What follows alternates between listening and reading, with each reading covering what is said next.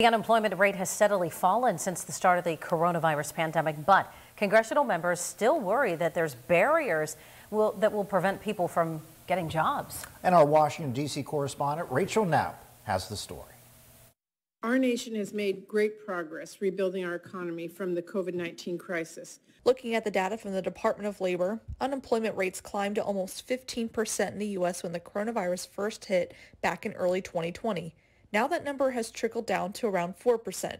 But in a Senate committee meeting, they focus on overcoming barriers that still prevent people from getting back to work. Services like childcare, transportation, access to career navigation, resume writing, and case management are often the difference between a worker succeeding in a training program and being able to keep a job. Senator Richard Burr says industry-recognized apprenticeships could help reach a new population of workers. And although he encourages people to get vaccinated, he says the vaccine mandates also added to the unemployment problem. With all the changes to our economy, now more than ever, it's time for us to think about innovative solutions.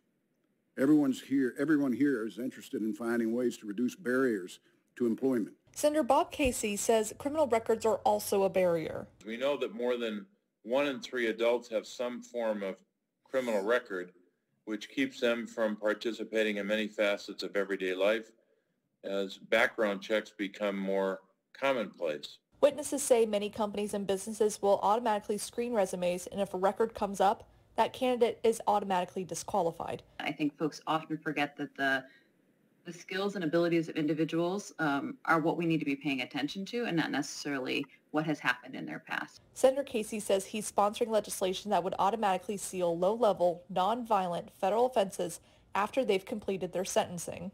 At the Capitol, Rachel Knapp reporting.